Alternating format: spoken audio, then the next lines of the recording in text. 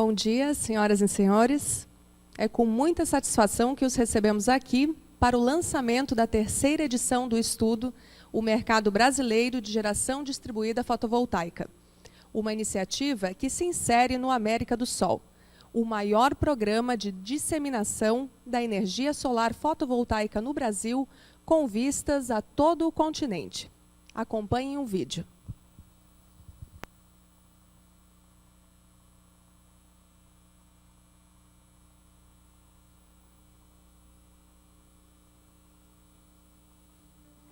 O Programa América do Sol é uma iniciativa do Instituto Ideal, em parceria com a Cooperação Alemã para o Desenvolvimento Sustentável, por meio da GIZ e KfW. O América do Sol tem o propósito de disseminar a energia solar fotovoltaica no Brasil e na América Latina, com foco em geração distribuída.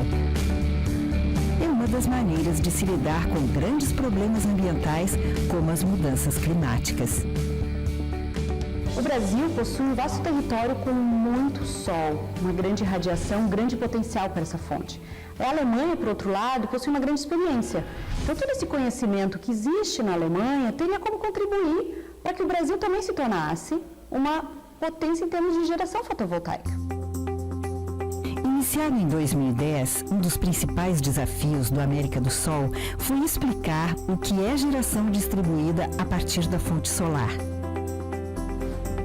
Havia muita confusão em relação à energia solar fotovoltaica e à energia solar térmica para aquecimento de água. Para isso, a gente criou então uma cartilha educativa, que a gente chamou de o que é eletricidade solar, para justamente desmistificar essa confusão que existia entre aquecimento de água a partir do sol e a geração mesmo elétrica a partir dos módulos fotovoltaicos. O segundo passo era ajudar as pessoas a dimensionarem um sistema de energia para suas casas, seus comércios e seus negócios. Em 2012, a Agência Nacional de Energia Elétrica, a ANEEL, publicou uma resolução normativa para facilitar a conexão à rede de distribuição de mini e microgeradores a partir de fontes renováveis, além de criar um sistema de compensação de energia conhecido internacionalmente como net metering.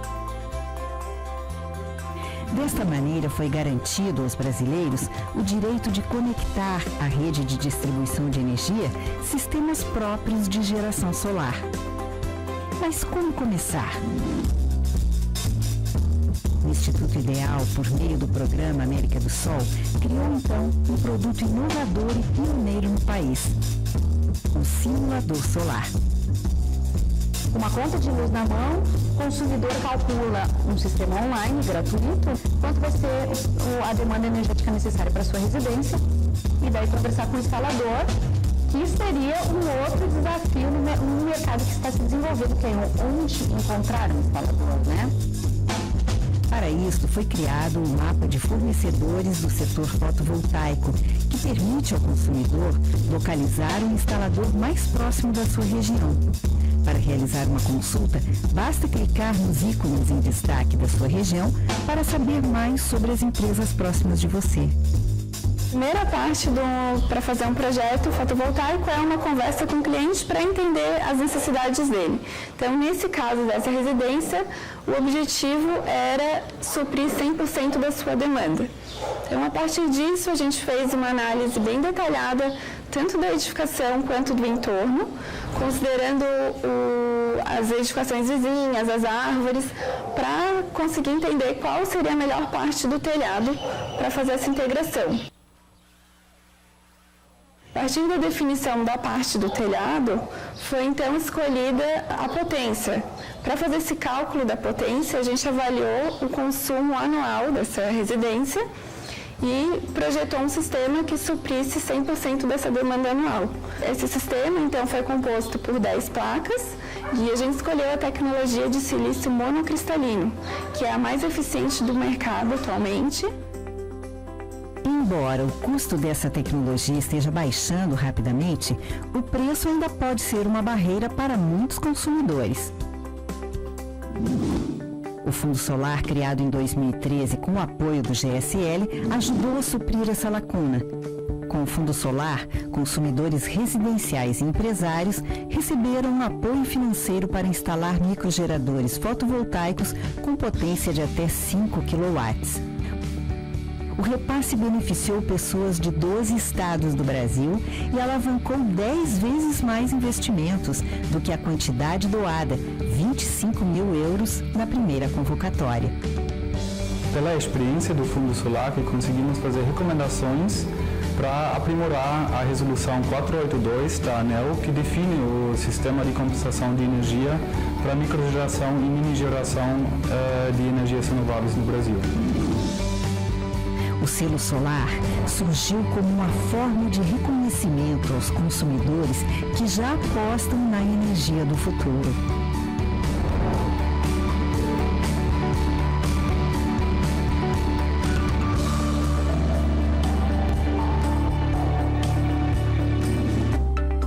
Não são apenas consumidores ou pequenas empresas que abraçam a tecnologia fotovoltaica. As grandes empresas de energia estão começando a ver que o futuro é solar e eles precisam de uma ajuda neste salto.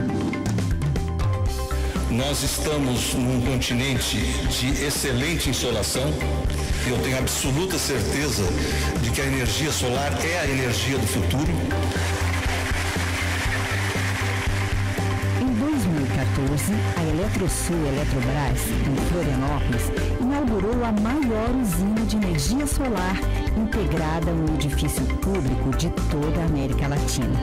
Eu acredito que a usina megawatt solar da Eletrosul tenha sido o início de tudo. Ela tem primeiro um lado simbólico, por ter sido o primeiro prédio público a receber uma usina com essa dimensão, que até hoje ainda é a maior no Brasil em termos de planta urbana.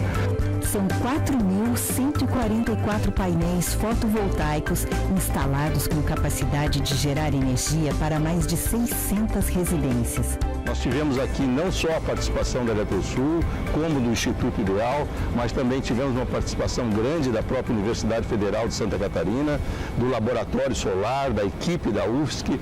Então, a rigor, o megawatt solar da Eletrosul ele foi um exercício não só de incorporar um pioneirismo tecnológico, mas também de relacionamento entre instituições. Paralelo ao Programa América do Sol, outras iniciativas brasileiras atuam em frentes importantes para a inserção da fonte solar fotovoltaica no país, como o aperfeiçoamento profissional e a formação de mão de obra especializada. Além de Florianópolis sediar o Centro Integrado de Pesquisa em Energia Solar da Universidade Federal de Santa Catarina, o estado também possui uma usina de 3 megawatts de potência que integra um projeto de pesquisa e desenvolvimento da Tractebel.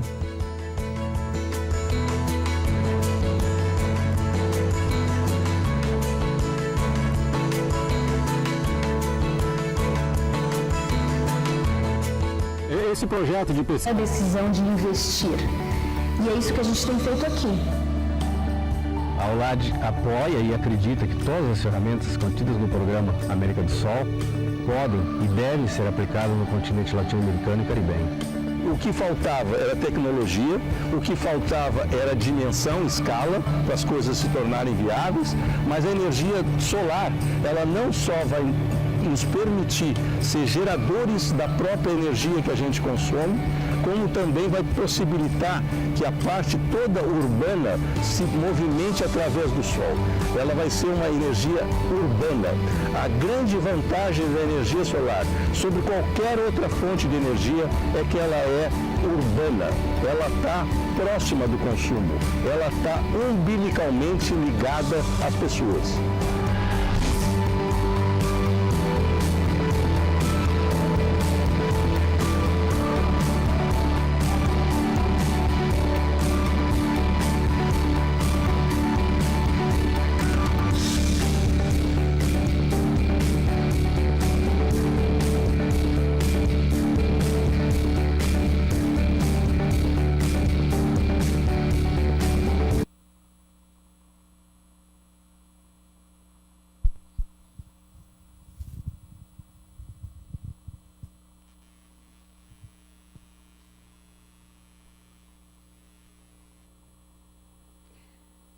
Bem, espero que tenham gostado e aproveito para reforçar aqui nosso agradecimento à Eletrobras, Eletrosul, à Organização Latino-Americana de Energia, a OLAD, e ao Banco Interamericano de Desenvolvimento, o BID, que viabilizaram financeiramente a iniciativa deste vídeo.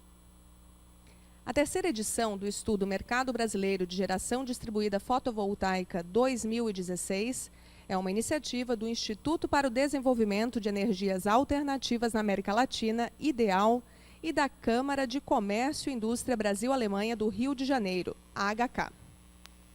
Fruto de análises realizadas a partir de questionário enviado a mais de 1.000 empresas do setor fotovoltaico, cadastradas no mapa do programa América do Sol, o estudo, pioneiro no país, apresenta o desenvolvimento do mercado ao longo de 3 anos de análise. Desta forma, identifica os desafios a serem aprimorados no processo de conexão à rede de micro e mini geradores fotovoltaicos no âmbito da Resolução Normativa 482 da ANEEL. Para o público internacional, a edição traduzida ao inglês será lançada em novembro deste ano no Rio de Janeiro. Acompanhe nossos canais para mais informações. O estudo, voltado especialmente ao público empresarial, tem o apoio da Cooperação Alemã para o Desenvolvimento Sustentável por meio da GIZ. Os patrocinadores que viabilizaram a realização da edição 2016 são Engie Solar, Intersolar South America, Renovig, Sysys Brasil, DIA, PHB, EBS, Solari e VEG. Convidamos agora o professor Ricardo Ritter, coordenador do Grupo Fotovoltaica UFSC, diretor do Instituto IDEAL e anfitrião deste evento, a dar as boas-vindas aos presentes.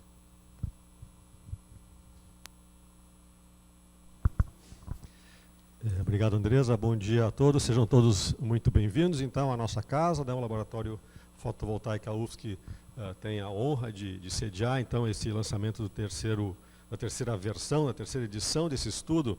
Eu quero só fazer alguns comentários rápidos, que no primeiro estudo a situação no Brasil era que nós tínhamos mais empresas instaladores do que instalações realizadas. No segundo ano, a coisa mais ou menos se equilibrou, tinha mais ou menos a mesma quantidade de empresas instaladoras e instalações realizadas no Brasil. E nessa terceira versão do estudo agora, nós temos cerca de 1.250 instaladores no Brasil e mais de 5.000 instalações realizadas. Então a coisa mudou completamente, a situação mudou completamente. Mas dessas 1.250 empresas, nós vamos passar nos próximos anos por uma fase de consolidação, onde vai haver uma pressão muito forte de preço. A expectativa é que a geração fotovoltaica que está caindo, continua a cair de preço no mercado internacional, que isso se traduza aqui para o Brasil.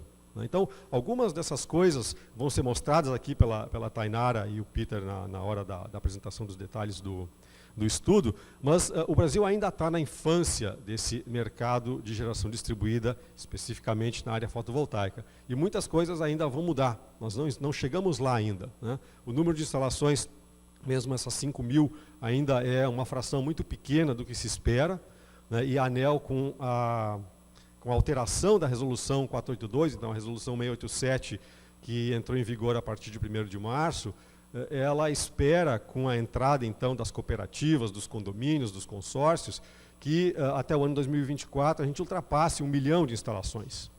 2024 não está tão longe assim, de 5.000 para mais de 1 milhão, tem que caminhar bastante. Então, essa iniciativa do estudo do mercado é algo que aponta um pouquinho das tendências, mas a gente ainda vai passar por uma consolidação muito forte. Eu quero agradecer então também à Câmara de Comércio e Indústria Brasil-Alemanha, né, a sucursal Rio de Janeiro da Câmara de Comércio, que nos viabilizou a realização desse terceiro estudo, os nossos patrocinadores também, as empresas que estão aqui representadas e que têm nos ajudado, e devolvo a palavra então para a Andressa. Muito obrigado pela presença de todos. Obrigada, professor Ricardo. Convidamos agora o presidente do Instituto IDEAL, Mauro Passos, a fazer uma saudação aos nossos convidados.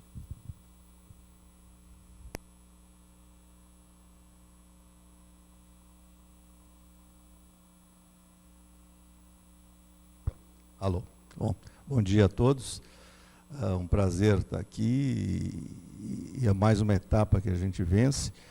E eu queria, assim, reforçar muito a questão das parcerias, da importância da parceria quando se busca criar mercado, né?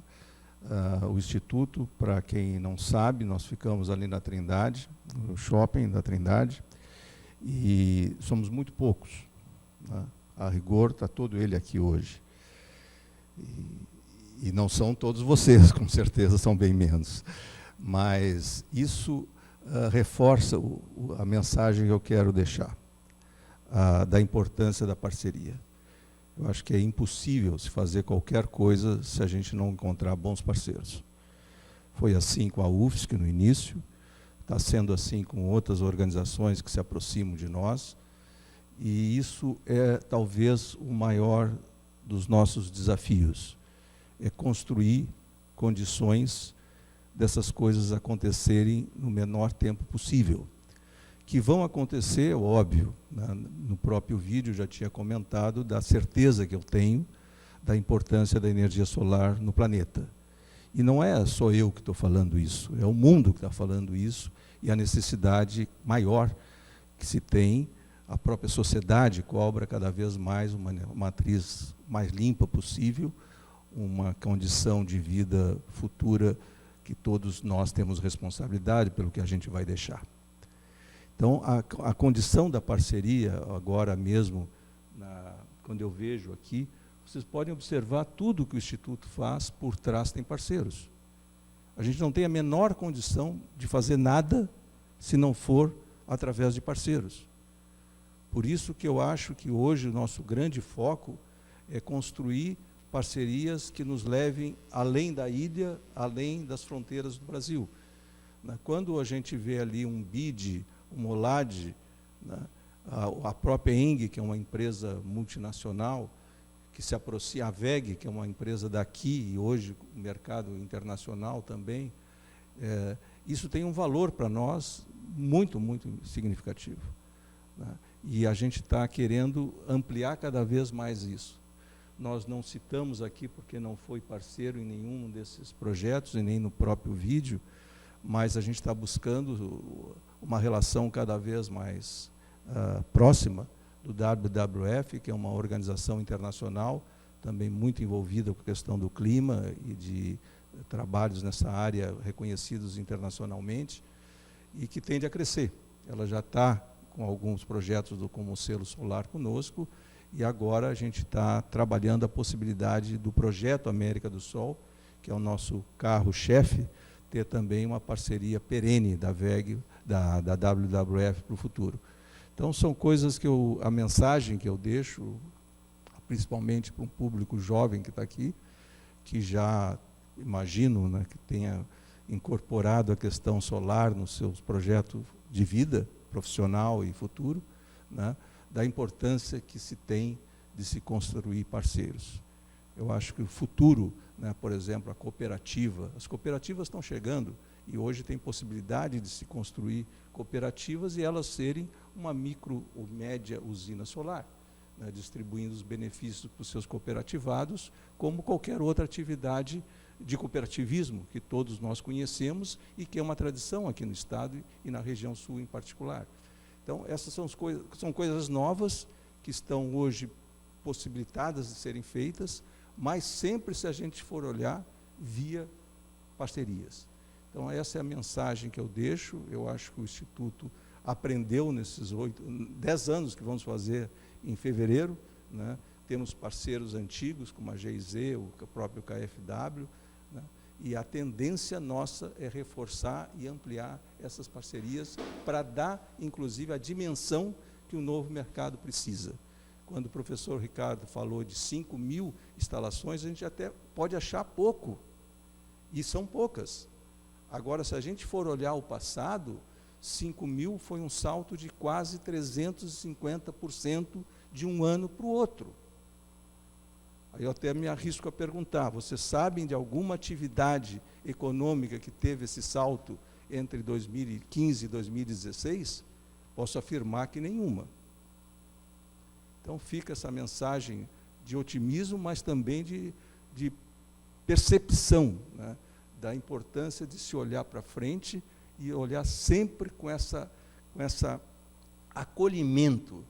Eu acho que esse talvez seja o termo mais certo. Acolher quem esteja com esse compromisso, que é a mudança de uma matriz energética no futuro e uma matriz cada vez mais limpa, para a gente não deixar muitas sequelas os que vão vir.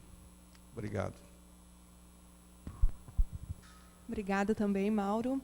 Convidamos ainda Peter Krenz, gerente de projetos do Ideal e da GIZ, para comentar sobre o surgimento da iniciativa do estudo, única e pioneira no Brasil.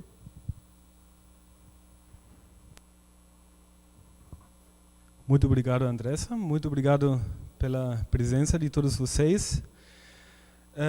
Vou pegar o gancho do Mauro, né? Ele falou da importância das parcerias, né? Eu sou da Cooperação Alemã para Desenvolvimento Sustentável, por meio da GIZ, aqui no Brasil. E, por primeira vez que trabalhei nesse âmbito, foi em 2010. Daí, projetamos o Pituaçu, o primeiro estádio de futebol solar da América Latina. Aí eu conheci o Instituto Ideal, conheci o grupo fotovoltaico da UFSC, e desde então fico acompanhando esse mercado. Depois entraram novos parceiros, como no início deste ano a Câmara de Comércio e Indústria Brasil-Alemanha do Rio de Janeiro, que é um ótimo parceiro também. E assim foi a maneira de viabilizar esse tipo de estudo e acompanhar o crescimento desse mercado, para identificar também, junto com a ANEEL e os tomadores de decisão, quais são as medidas a ser tomadas para aprimorar esse mercado. O Mauro falou, 5.000 instalações que tem hoje, se compararmos isso no mercado internacional, isso parece pouco, mas para a realidade brasileira é muito. E a relação da GIZ com o Instituto Ideal e com a Câmara de Comércio da Alemanha, com a própria ANEEL, é uma parceria a longo prazo que é ótima e trouxe muitos frutos. Eu acho que a base regulamentória para esse mercado crescer mais rápido do que nunca, junto com, inclusive, a revisão da 482, é ótima. Então, nesse sentido, eu estou muito feliz. Há 4 anos que estou agora no Instituto Ideal, né, acompanhando vocês, para ter realizado esse produto junto com os parceiros, e que, inclusive, é um produto que eu tenho certeza absoluta que ele vai para frente e cada ano vai ser cada vez um resultado interessante para comparar o que acontece nesse mercado. Obrigado. Obrigada, Peter.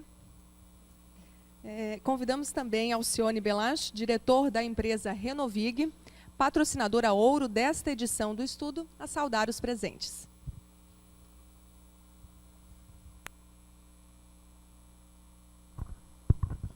Bom dia a todos. Eu quero agradecer o convite de a Renovig participar dessa pesquisa, e a gente ficou muito feliz em fazer parte dessa terceira pesquisa que está sendo realizada pelo Instituto Ideal, e com certeza a Renovig vai apoiar a 4ª, 5ª, 6ª pesquisa, porque desde que nós montamos a empresa, a Renovig é uma empresa catarinense do interior de Chapecó.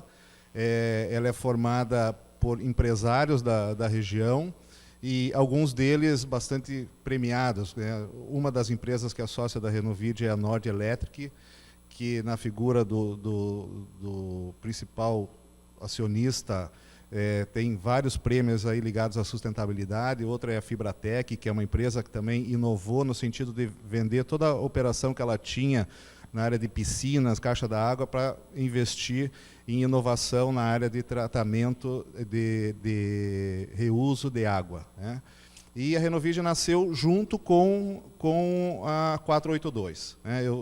Eu sou um dos sócios, eu sou de Curitiba, e algumas coisas me preocupam nesse mercado hoje em dia, que é o que o professor Ricardo comentou, que está ligado ao custo, né, ao preço. Então, a gente acredita, obviamente, que o preço vai baixar, mas algumas coisas a gente tem que estar alerta, né, e a Renovide, como participa da Associação Brasileira de Energia Solar, evitar que haja uma reserva de mercado, né? Então, eu venho da indústria eletrônica desde a década de 80, trabalhei numa das maiores empresas de indústria eletrônica do Brasil, a Cid Informática, na década de 80, e vivenciei, sentindo na pele o mal que a reserva de mercado fez para o Brasil, né? Então, eu tive a oportunidade lá na Cid de ir para o Vale do Silício, trabalhar num projeto de transferência de tecnologia, e quando eu cheguei lá, naquela época, na década de 80, você saía de um mundo de Fuscas e Kombis e Corcel para ir para um outro mundo onde você não conseguia contar quantas marcas de carros tinha diferentes, além de uma mente aberta, né? Então, me preocupa um pouco com relação a isso, o fato de a gente criar algum tipo de reserva de mercado, e eu acho que o Brasil deveria seguir um exemplo da Alemanha, por exemplo, e colocar uma meta, como a Alemanha fez há alguns dias, no sentido de abolir combustíveis fósseis em um período X. Então, é só assim que eu acho que a gente vai incentivar a pesquisa e desenvolvimento no Brasil, né? A gente já passou, para quem tem mais de 50 ou 40 anos, a gente já viu, dentro daquela corridinha do cavalinho lá do Fantástico, né? A gente já viu passar por nós aí a Coreia, já viu passar por nós a China de longe, né? Que são países, Dubai, enfim, né, vários países que investiram em estudo, investiram em educação, investiram em inovação, em pesquisa e desenvolvimento,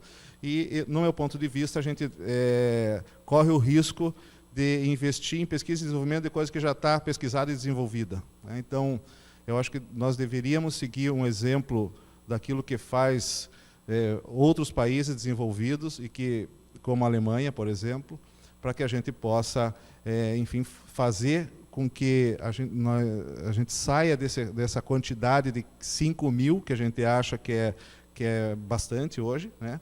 Mas comparado com aquilo que se espera, que a própria ANEEL espera, que se atinja lá mais de 1 milhão, 1.200.000 unidades consumidoras, dentro de um universo de mais de 70 milhões de unidades consumidoras, né, no país.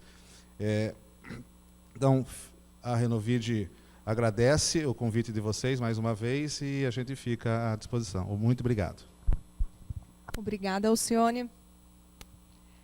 Agora sim, convidamos Tainara Miguelão, consultora do Programa América do Sol, para apresentar os principais resultados do estudo O Mercado Brasileiro de Geração Distribuída Fotovoltaica 2016.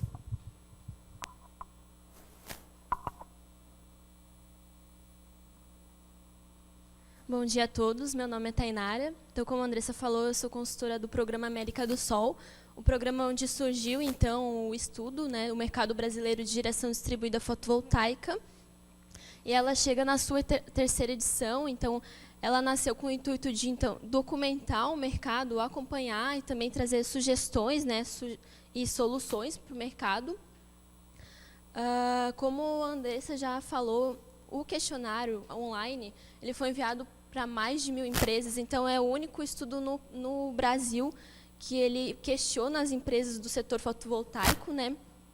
Então, esse questionário online ele ficou aberto por 34 dias para essas empresas que são cadastradas no Programa América do Sol, que são do nosso mapa de fornecedores, entre junho e julho. Então, desse resultado, a gente teve que 52% iniciou esse questionário e 28% completou ele inteiro, né? Então, a gente considerou apenas essas respostas completas. Houve um aumento em relação ao ano de 2014, teve maior resultado, então cresceu os dados, então cada vez mais ele se consolida, né, no questionário. Então, também lembrando que esse estudo é referente ao ano de 2015, antes da resolução da REN, então a gente pediu que eles considerassem isso, né? A primeira pergunta, então, do questionário era a atuação na cadeia de valor. Foi o primeiro ano de estudo que a gente segmentou esses perfis, né? Então, a gente pediu qual era a atividade principal da empresa para poder redirecionar melhor as perguntas, né?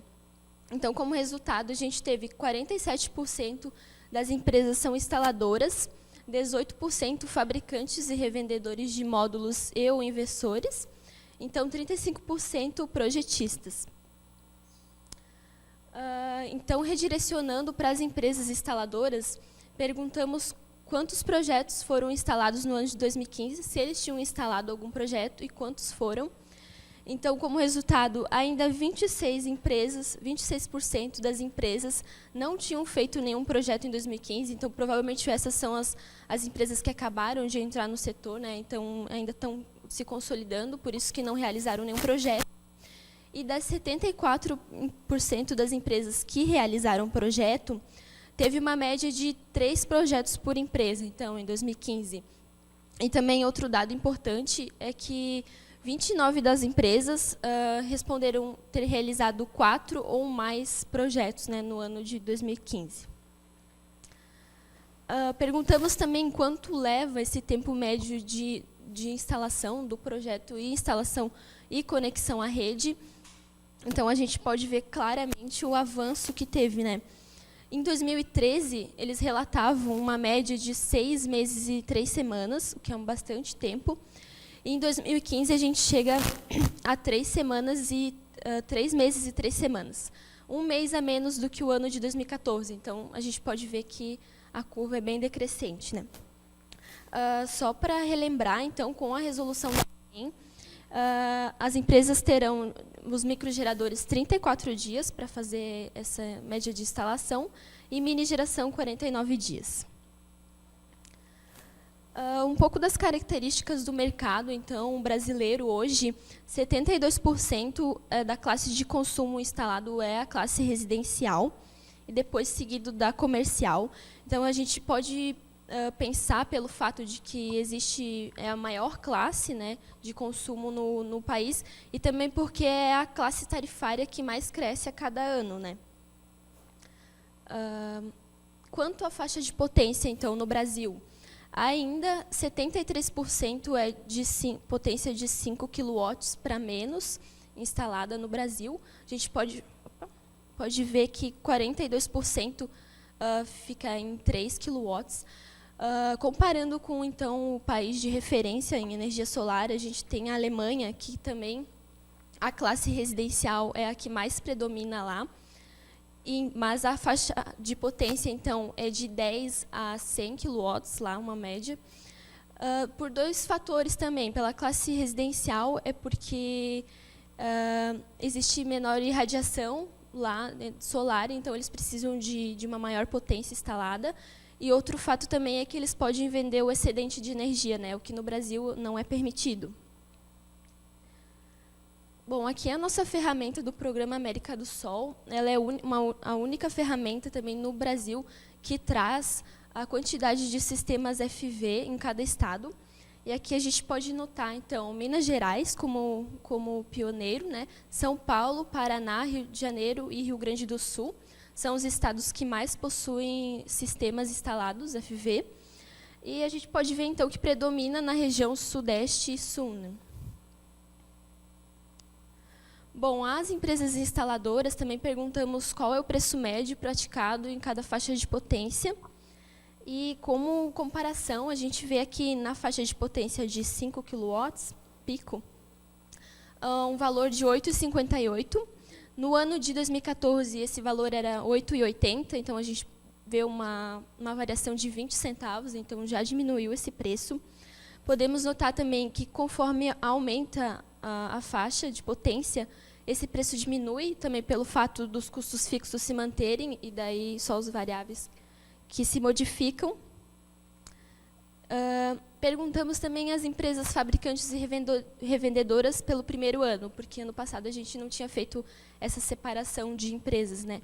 Então, a gente pode notar que dos revendedores é um pouco mais barata do que os instaladores, também pelo fato dos fabricantes e revendedores venderem os seus produtos para as empresas instaladoras, né?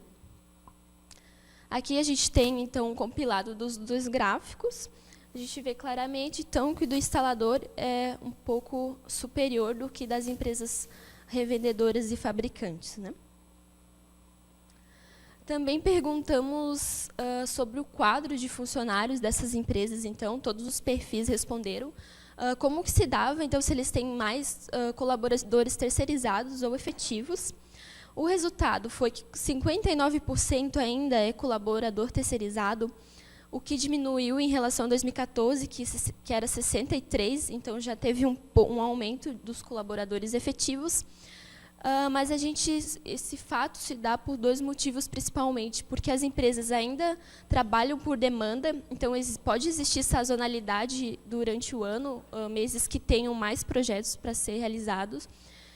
Então, as empresas elas trabalham por demanda, contratam quando é necessário. E pelo outro fato, que muitas empresas têm sedes, filiais em outras regiões, em outras cidades. Então, eles não precisam necessariamente montar um quadro efetivo nessa cidade, elas vão trabalhar, então, com essa demanda. Quando houver o projeto na cidade, elas podem contratar pessoas da região ou até mesmo mandar pessoas da própria região, né? Aqui a gente perguntou um pouquinho sobre o que eles pensam do conhecimento deles mesmo, avaliação do conhecimento.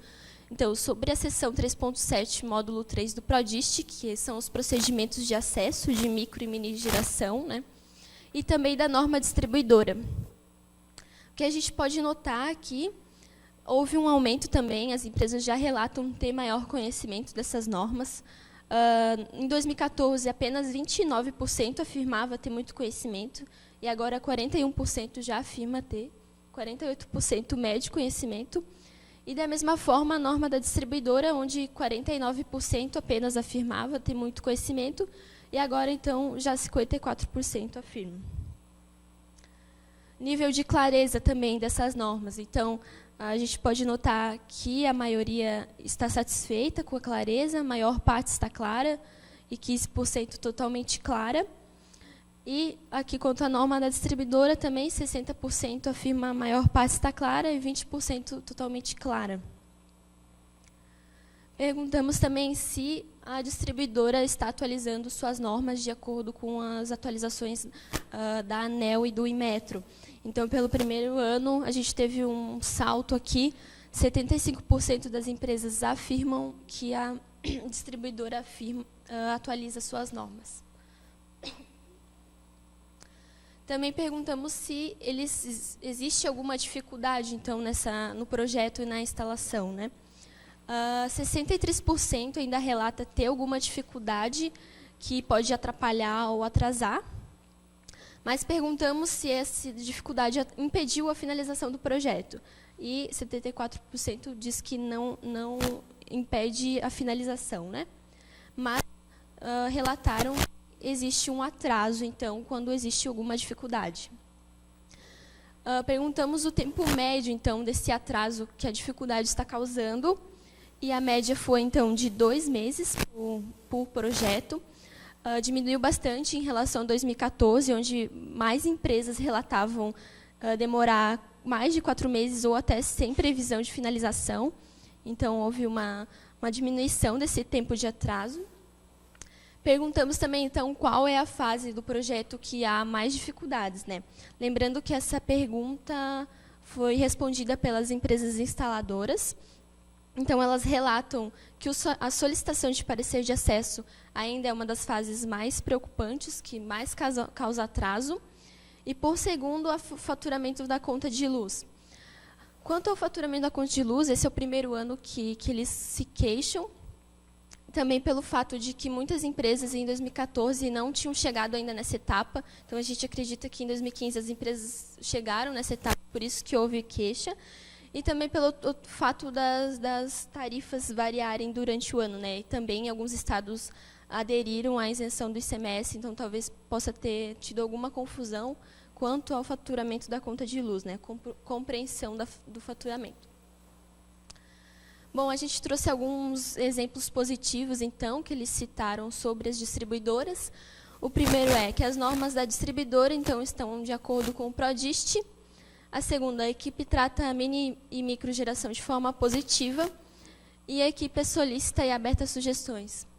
A gente pode ver, então, que o faturamento é o último citado. Ainda há muitas queixas sobre isso, né? Não é feito corretamente, no caso, então. Como conclusão, então, a gente vê que o estudo está cada vez mais consolidado. O mapa de fornecedores hoje do América do Sul contém 1.250 empresas, então a cada ano isso aumenta.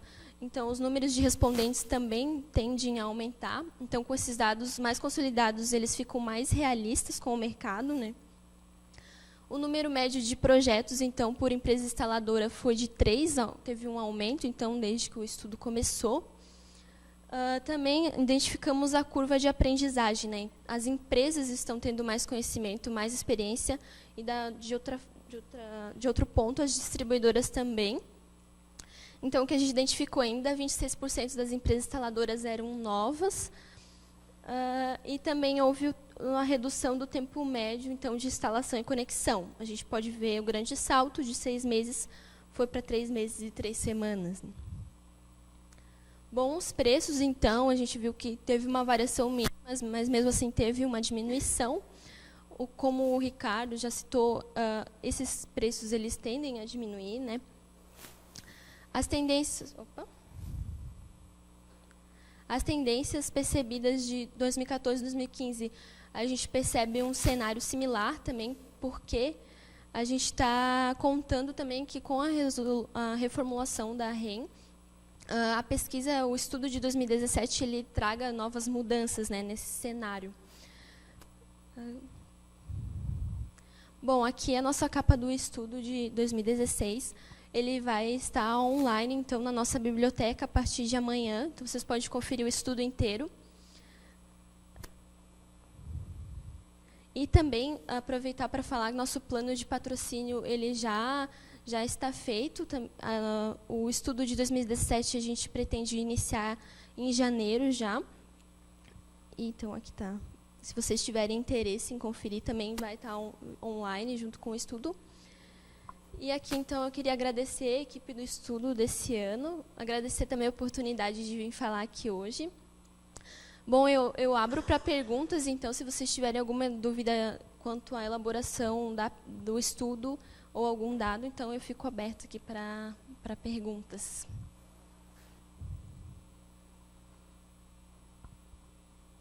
Tudo certo? Isso aqui o estudo está redondo, Tainara. Nenhuma pergunta, por favor, Peter? Talvez seria interessante, né? Já que sempre só podemos levantar a resolução do ano anterior. Então, em 2016, levanta as questões ainda da resolução antes da revisão pela 687. E acho que o ano que vem isso vai ser muito interessante quanto à diferença do resultado deste ano. Quais são as suas perspectivas? O que poderia variar os resultados para a próxima edição? Acho que isso pode ser interessante. Então, como a gente citou aqui, a gente tem algumas fases do projeto com maior dificuldade. Então, a gente pode ver que a solicitação de parecer de acesso, ela já pode ser entregue online, então isso vai facilitar mais para as empresas. E também com a nova reformulação, a gente acredita, então, com essas etapas mais consolidadas, o tempo médio de instalação vai diminuir, não vai haver tanta dificuldade para instalar um sistema. Então, com esse tempo médio diminuindo, eles vão poder fazer mais projetos, os preços também tendem a cair. Então, é uma tendência do crescimento do setor como um todo, né? Acho que seria. Mais perguntas?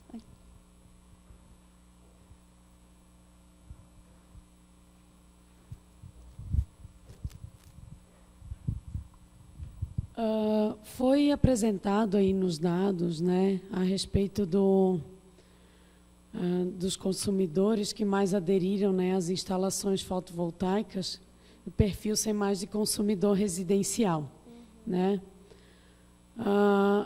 Eu tenho estudado um pouco sobre o faturamento e eu gostaria de saber que tipos de consumidores que estão, se chegou a ser levantado, que perfil de consumidor que está questionando mais a respeito do faturamento, que tem feito mais críticas ao faturamento.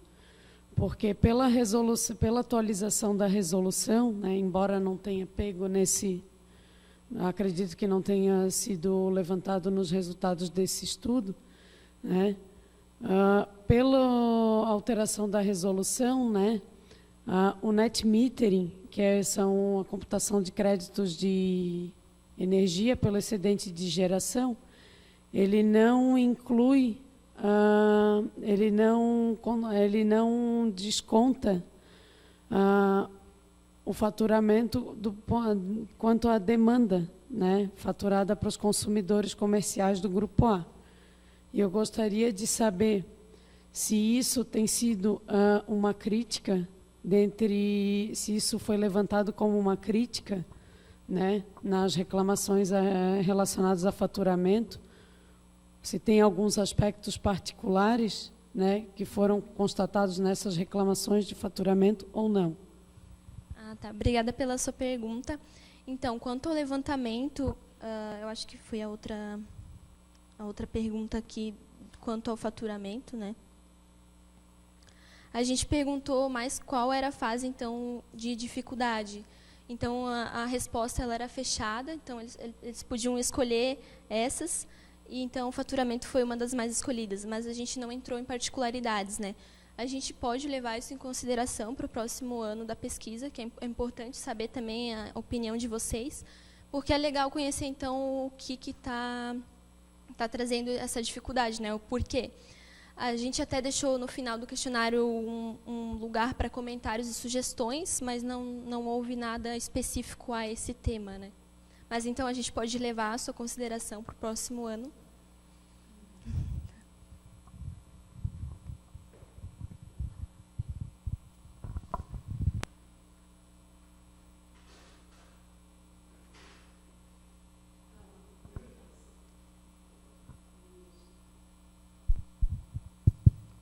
Até também a nível de contribuição, que eu sei que o estudo não contemplou isso, mas penso que poderia contemplar para o futuro.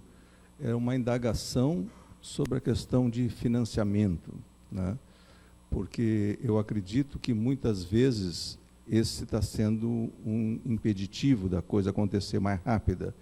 Então, talvez coubesse no próximo estudo uma pergunta do instalador, que às vezes ele faz a proposta e o possível interessado se desinteressa em função de haver dificuldades de financiamento, né? Se há alguma... E muitas vezes tem empresas que eu já sei que estão adotando elas mesmas, têm um pouco mais de fôlego, e estão fazendo propostas de 10, 15 vezes a instalação sem juros, né? Sem cobrar juros. Então, talvez fosse o caso de também, no próximo estudo, quando tiver em contato o questionário, isso levantar alguma questão sobre facilidade para o interessado realmente concretizar aquele seu projeto, que seria a parte de financiamento. Uhum. Sim, esse é até um ponto que a gente já tinha discutido, né, em questão de entrar no questionário, porque no próximo a gente sempre faz esse brainstorming para saber o que a gente pode inserir mais. Então, a gente, com certeza, pode verificar esse ponto, né?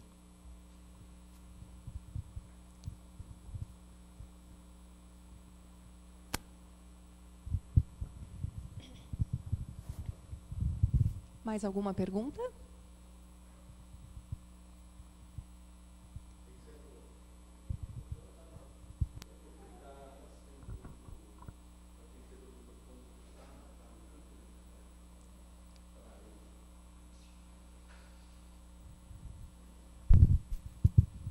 Eu só queria reforçar o comentário feito aí com relação a isso. Hoje a Renovide conta com uma quantidade bastante grande de parceiros aí, algumas centenas de parceiros, e pelo número que vocês mostraram ali de quantos já efetivamente compraram, mais ou menos bate com aquilo que a gente tem, em torno de 20% ou até menos, né, que a gente tem visto. E o grande mercado para nós também bate, é Minas Gerais, São Paulo, Paraná e Rio Grande do Sul. E, infelizmente, pulando o nosso estado, né? Infelizmente, porque os outros estados, com exceção também do Paraná, mas se a gente pegar Rio Grande do Sul e o Sudeste inteiro praticamente já aderiram, né, ao convênio do ICMS para isentar o ICMS, e isso, apesar de tudo que a gente tem aqui em Santa Catarina, né, com as empresas, as universidades, os institutos, etc., a gente ainda não conseguiu convencer nossos governantes de que isso é um benefício e não é não é um sacrifício de imposto que o governo vai perder, né? Outra observação que eu gostaria de fazer diz respeito a um slide que você comentou ali com relação, e que foi comentado agora com relação à parte do financiamento, né? Que é que não tem aí, na verdade. 100 entre 100 falam isso, né? O financiamento. Quando a gente participa de qualquer congresso, o item financiamento é um item que sempre vem à tona. Em alguns congressos, vai lá o BNDES falar, e aí está em outro universo, está em outro mundo, né? Não é o mundo que a gente está vivendo aqui, onde praticamente 100% ou 80% das instalações são instalações pequenas, instalações residenciais, instalações em pequenas empresas. E aí a boa parte dos nossos parceiros aí vem com uma demanda pedindo, mas tem BNDES, dá para financiar, dá para fazer isso.